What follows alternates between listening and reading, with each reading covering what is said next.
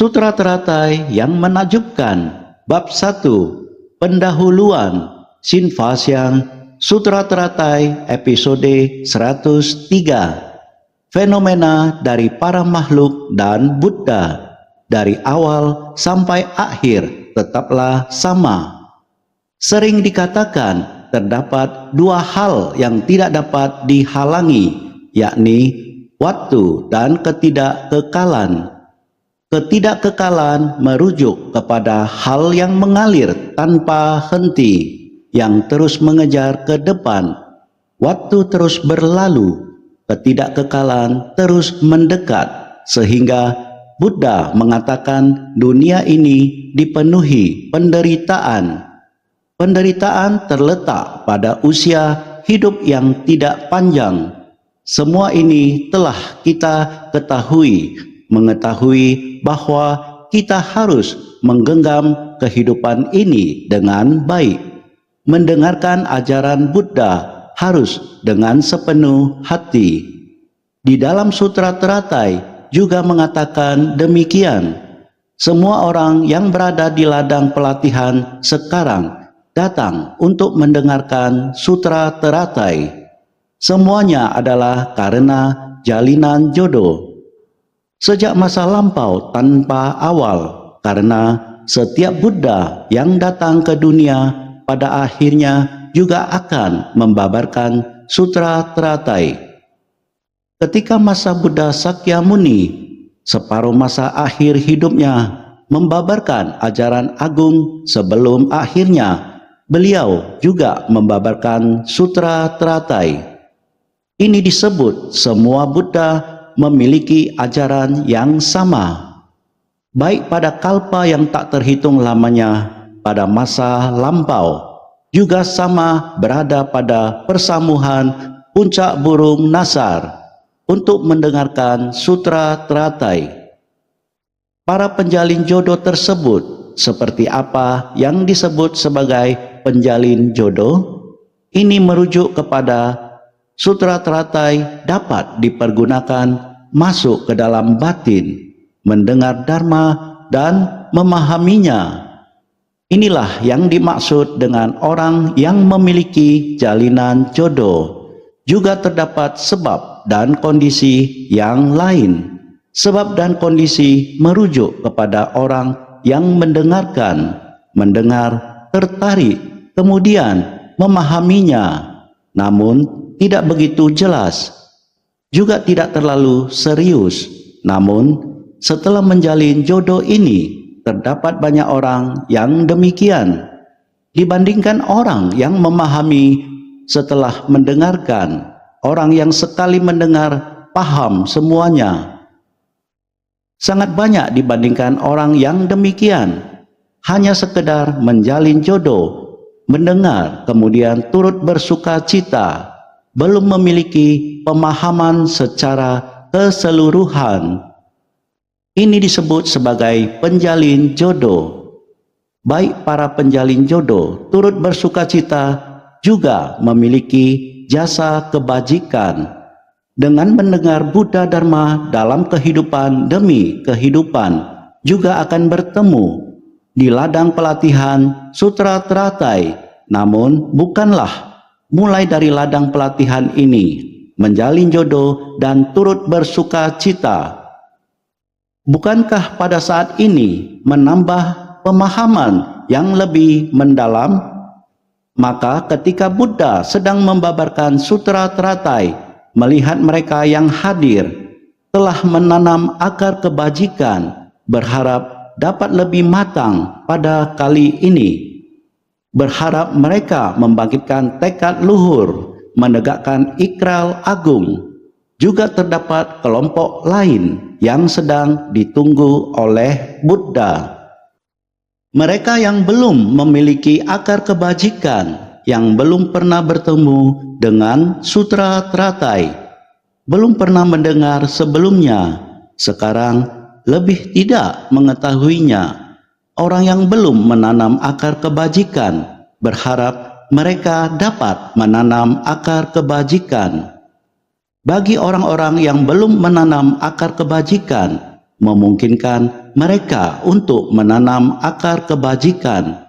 Bagi orang-orang yang sudah menanam akar kebajikan, memungkinkan mereka untuk berkembang sepenuhnya. Bagi orang-orang yang akar kebajikan sudah berkembang sepenuhnya, memungkinkan mereka untuk mencapai pembebasan. Garis besar sistematis dari Sutra Teratai, maknanya adalah pada saat Buddha membabarkan Dharma, terdapat 3 jenis orang. Terdapat orang yang memiliki jalinan jodoh mendalam dengan Sutra Teratai. Sekarang mereka hanya menunggu untuk tercerahkan dan terbebaskan sepenuhnya. Terdapat beberapa orang yang telah menanam kemudian mulai berkembang sepenuhnya. Orang yang menjalin jodoh dengan turut bersuka cita, berharap dia telah menanam, berharap dia dapat berkembang sepenuhnya. Maka ketika Buddha membabarkan sutra, tiba-tiba beliau berhenti dan menunggu, kemudian memancarkan cahaya. Semua orang sudah berkumpul di sana, semuanya telah hadir. Mengapa Buddha masih berada dalam samadhi? Tentu saja di dalam Sutra Teratai juga dikatakan pada saat Buddha berada di dalam samadhi, beliau membabarkan Sutra Teratai tanpa diucapkan. Juga sama sedang membabarkan Dharma tanpa diucapkan, tidak berbicara. Sutra Teratai tanpa diucapkan, yakni merujuk kepada memasuki samadhi, makna tanpa batas. Pada saat itu, meskipun masih berada di dalam samadhi, bagi para makhluk yang belum menanam akar kebajikan atau yang telah menanam akar kebajikan, terutama untuk orang yang belum menanam akar kebajikan, semua orang pada tempat tersebut berbisik-bisik, sebenarnya mengapa Buddha berhenti begitu lama? Pada saat itu, semua orang memiliki keraguan di dalam batinnya. Sebagian orang juga merasakan, apakah ini hal yang diperlukan?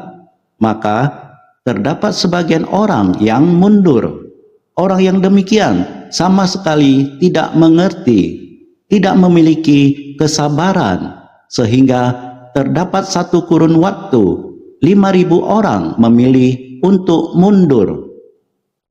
Itu juga terjadi, Sang Buddha sedang menunggu sebab dan kondisi. Sebenarnya, sejak Sang Buddha mencapai kebuddhaan, sudah berkalpa-kalpa yang tak terhitung. Dari kehidupan ke kehidupan adalah demi satu tujuan utama. Setiap kehidupan, beliau membuka dan menunjukkan, namun berapa banyak orang yang sadar kemudian memasukinya?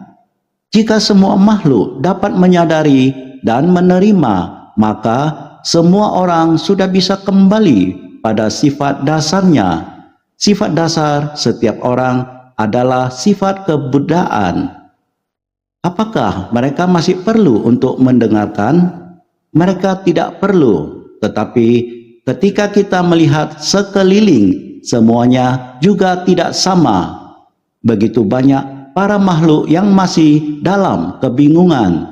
Para makhluk yang belum matang juga sangat banyak. Para makhluk yang belum menanam akar kebajikan juga masih sangat banyak.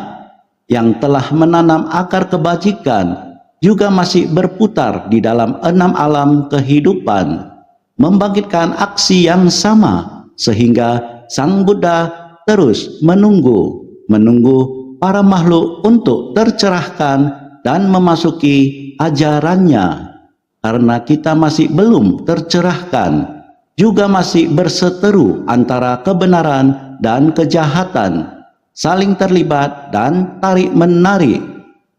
Jika kebenaran melemah sedikit saja, kejahatan akan bertumbuh.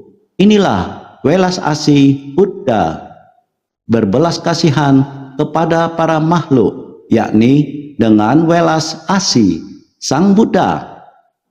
Berada di dunia dari kehidupan demi kehidupan, semua makhluk yang ingin dibimbing dan dituntun Sang Buddha masih berada dalam kebingungan, sehingga beliau menunggu dengan sabar. Beliau sudah membuka dan menunjukkan, yakni memberikan pengajaran, memberi pengajaran tanpa henti. Meskipun kita mengira bahwa Sang Buddha telah memasuki parinirwana lebih dari 2000 tahun yang lalu, apakah beliau masih berada di sini? Masih. Dia terus-menerus kembali ke dunia dengan perahu welas asihnya. Setelah sampai ke pantai seberang, masih tetap kembali lagi, kembali ke ruang kelas yang sama. Kelas ini belum selesai. Beliau masih harus datang untuk membantu semua orang mengulang pelajaran. Jadi sekarang akan merasa semakin sulit populasi manusia pada era Sang Buddha. Pada era Sang Buddha, batin manusia sangat polos. Kondisi kehidupan saat itu hingga sekarang, lebih dari 2000 tahun kemudian, dunia telah dipenuhi kekacauan. Batin para makhluk semakin rumit. Kerisauan bertambah berkali-kali lipat. Kerisauan yang tebal membuat orang tidak mau menerima pengajaran, tidak dapat mendengar ajaran yang tulus dari Buddha.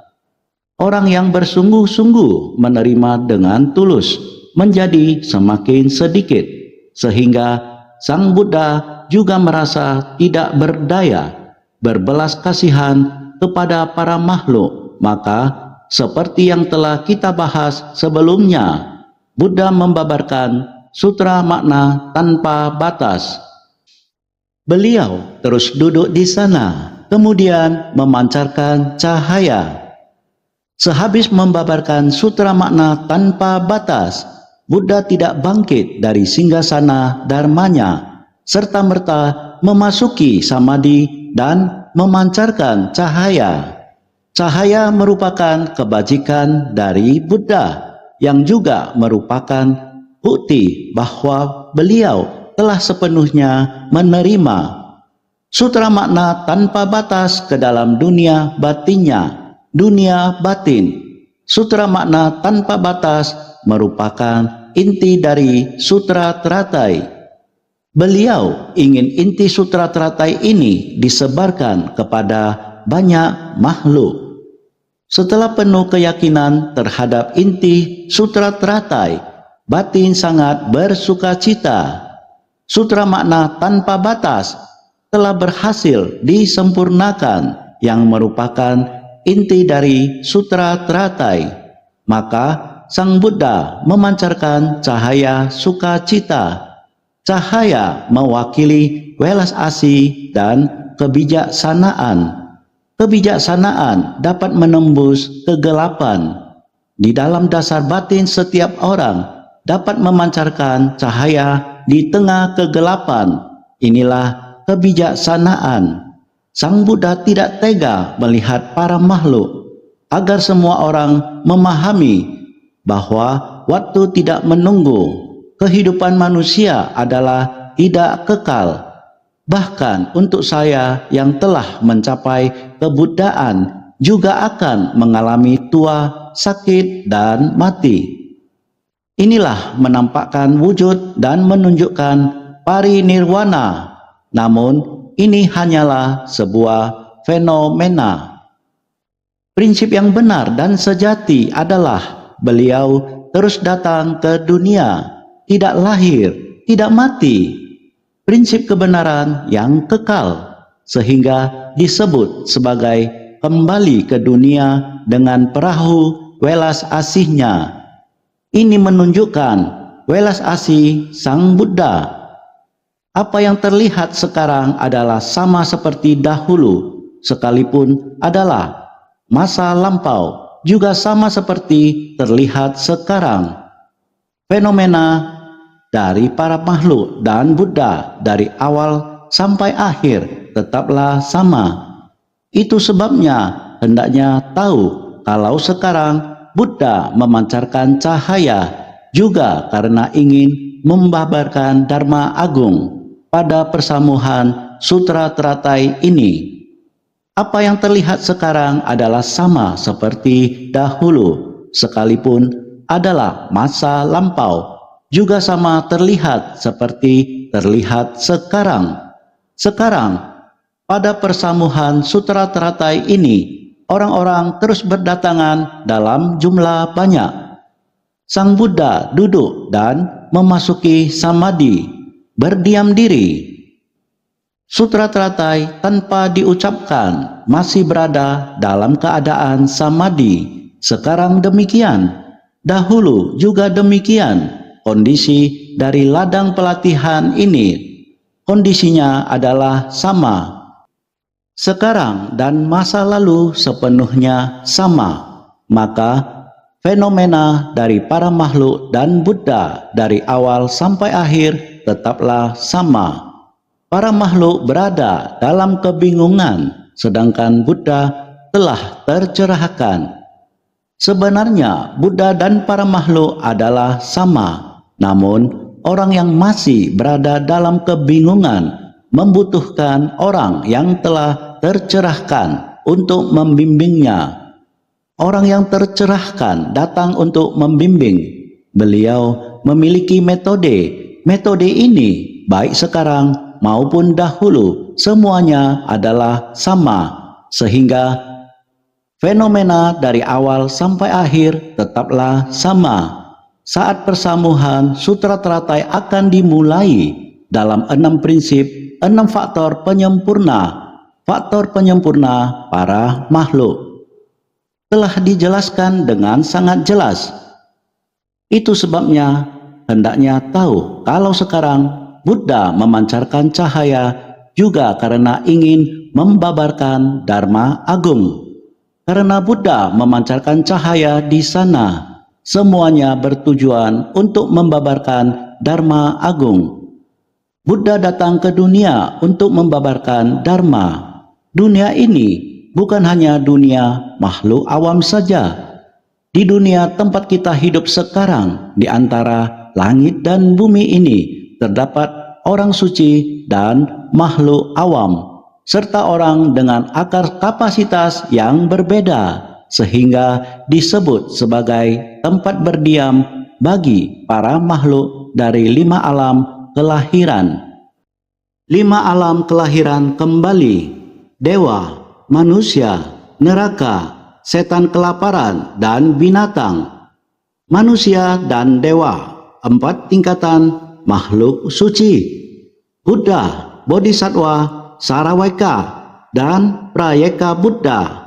Mereka yang telah memasuki jalan suci ini adalah para makhluk suci yang hidup di dunia ini. Di tempat berdiam dari 5 alam kelahiran kembali ini terdapat makhluk-makhluk suci. Orang suci merujuk kepada mereka yang telah bertemu dengan Buddha Dharma.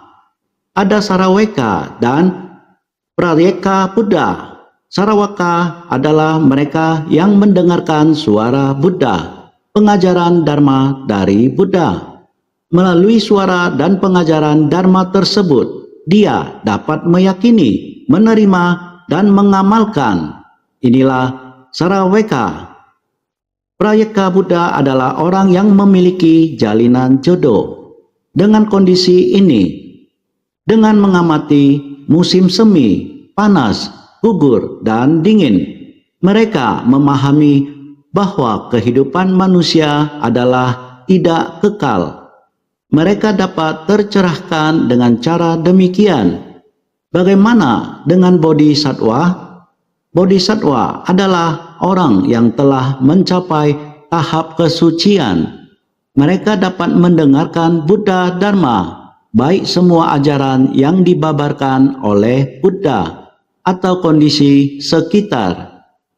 Perubahan kondisi yang terjadi di alam semesta juga terdapat yang berada di tingkatan yang lebih tinggi lagi, yakni dapat menghayati penderitaan manusia. Inilah bodhisattva. Bodhisattva disebut sebagai makhluk yang tercerahkan, yang telah tersadarkan, namun masih berada di tengah para makhluk yang banyak, sehingga mereka dapat meyakini dan menerima. Mereka dapat memahami semua ajaran yang dibabarkan Sang Buddha, namun masih terdapat lebih banyak lagi yang berada di alam surga, manusia, neraka, hantu kelaparan, dan alam binatang. Ini lebih rumit, maka makhluk awam tidak mudah untuk yakin kepada Dharma Agung ini. Tidak mudah selain Saraveka, Prayeka Buddha, dan Bodhisattva. Untuk meminta makhluk awam meyakininya dengan sangat tuntas, sungguh tidak mudah, karena Sutra Teratai adalah ajaran kendaraan besar. Hanya makhluk tersadarkan dengan akal kapasitas yang besar yang mampu untuk menerimanya. Sangat susah untuk orang awam, karena di dalam Sutra Teratai semua yang dibabarkan adalah ajaran tunggal, melepaskan semua metode terampil pada masa lampau agar semua orang mengetahui mereka dapat mencapai kebuddhaan. Semua orang adalah setara dengan Buddha. Untuk sebagian orang awam sebenarnya susah untuk diterima, kecuali para Buddha yang mampu memahami sepenuhnya. Ini berarti hanya Buddha dengan Buddha yang mampu memahami Dharma ini dengan sepenuhnya, sehingga saya memberitahu semua orang bahwa Buddha adalah Sang Maha Sadar dari alam semesta. Kita, makhluk awam, hanya berada di sebuah jagat raya. Jagat raya berbeda dengan alam semesta. Alam semesta mencakup 3.000 maharibu dunia, disebut sebagai alam semesta. Namun jagat raya berada pada sistem tata surya. Kita hanya berada di dalam ribuan dunia tersebut. Sebuah planet bernama Bumi. Tidak lain, kita hanya berada di bumi. Bumi yang dipijak oleh kaki, langit yang dijunjung kepala. Hal yang demikian disebut sebagai jagat raya. Singkat kata, semua yang disadari oleh Buddha dengan semua yang kita ketahui tentang segala sesuatu di alam semesta adalah berbeda. Manusia, fenomena, benda, dan prinsip di dunia tidak mudah untuk dipahami secara keseluruhan. Maka ajaran Buddha adalah satu-satunya di mana tiada seorang pun kecuali para Buddha yang mampu memahami sepenuhnya. Saraveka dan Prayeka Buddha mencapai nirwana dengan mendengarkan ajaran Buddha, dengan beranggapan diri sendiri telah mencapai tingkat tiada kelahiran. Makanya tidak percaya pada adanya jalan kebodian yang tiada tara. Ketika Saraveka dan Prayeka Buddha mendengarkan Buddha Dharma, di dalam batin mereka hanya mengetahui bagaimana cara menghapus kerisauan batin. Noda batin dan kerisauan batin merupakan mimpi. Setelah mengetahui, mereka akan menenangkan batin dengan beranggapan diri sendiri telah mencapai tingkat tiada kelahiran. Makanya tidak percaya pada adanya jalan kebodian yang tiada tara. Saraveka dan Prayeka Buddha ini, mereka telah mengetahui semua yang dibabarkan oleh Sang Buddha pada masa lampau. Mereka telah menghapus kerisauan batin. Mereka telah mengerti banyak hal. Sang Buddha tidak perlu membabarkannya kembali. Mereka telah mengetahuinya. Kesombongan dan keangkuhan yang demikian Belum memperoleh, tetapi mengaku telah memperoleh adalah kebohongan besar. Jika kita terus melanjutkan memahami naskah sutra, kita akan mengetahui bahwa terdapat banyak kesalahan di dalam kehidupan kita. Berapa banyak? Maka kita harus merendahkan diri terlebih lagi ketika berhadapan dengan Sang Maha Sadar di alam semesta. Buddha Dharma yang luas tak terbatas. Dapatkah kita memperoleh pencapaian tersebut dengan cepat? Dengan hati yang terbuka luas, kita harus merendahkan diri. Kita harus mencari ajaran dengan rendah hati. Dengan semua pengajaran Dharma yang telah kita peroleh, kita merenungkannya dengan baik, merenungkannya dengan halus dan teliti. Kita harus mencari pengajaran tentang hal yang tidak kita mengerti. Kita juga harus menghayatinya dengan sepenuh hati. Maka harap semua orang senantiasa lebih bersungguh hati.